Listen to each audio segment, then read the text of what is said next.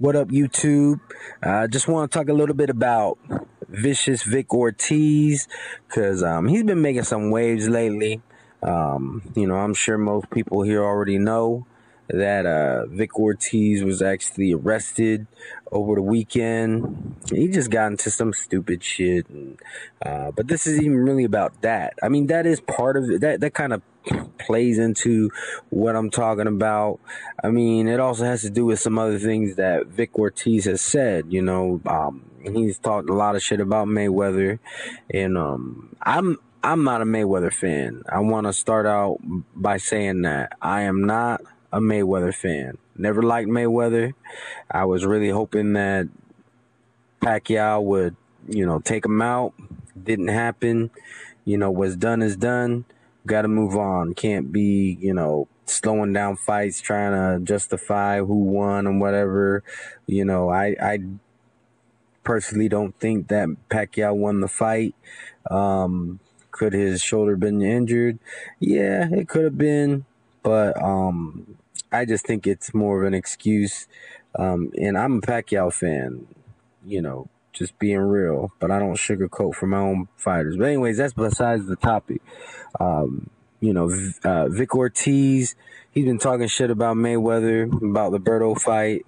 I mean, I agree that the Berto fight is a garbage fight, but it's not really Vic Ortiz's place to be getting on Mayweather, being as Vic Ortiz just hasn't been doing good in the game lately. And I like Vic Ortiz. When he fought Mayweather, I paid for that pay-per-view, and I was in support of Vic Ortiz. He lost. We all know what happened. It's whatever. And that's been 4 years ago. Since then, in recent months, Vic Ortiz come out talking about that Mayweather doesn't want to give him the rematch. He can't even sleep. He's afraid of him and all this other stuff. And I really don't think that Vic Ortiz should be saying this stuff, even if he believes it, because bottom line is Vic Ortiz has had a couple losses since then to guys that are, not even in the top 10.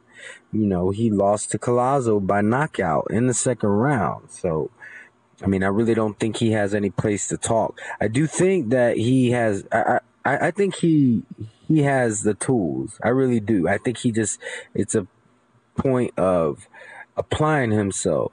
Just like Adrian Broner. Adrian Broner, I don't like him as a person. Actually, no, I take that back.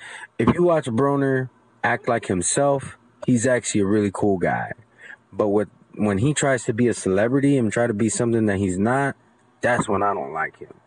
But anyways, both of them got the same problem. They got the tools, but they don't want to apply themselves. And with Vic Ortiz, I could kind of understand because he's been doing movies.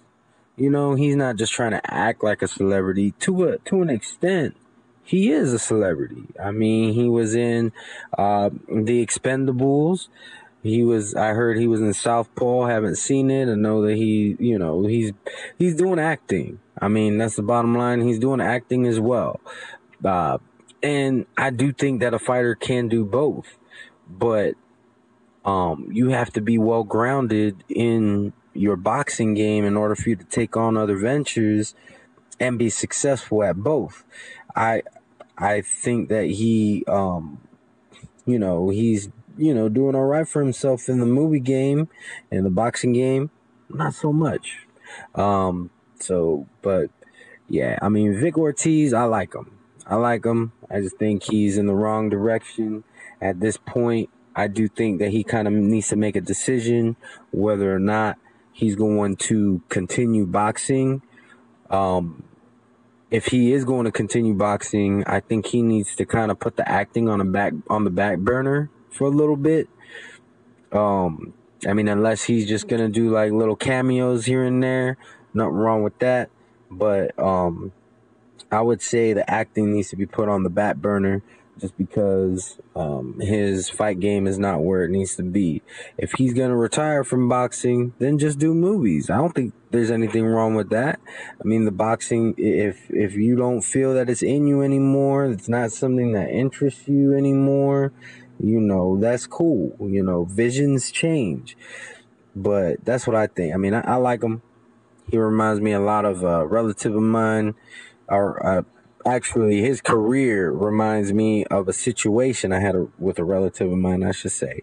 One time, me and this relative, I'm not going to say who it is, but we went to the club with some friends, and this relative got fairly fucked up. I'm just going to keep it real. He was drinking, pre-gaming, and when we got to the club, he was out of it. And we didn't realize that he was really out of it.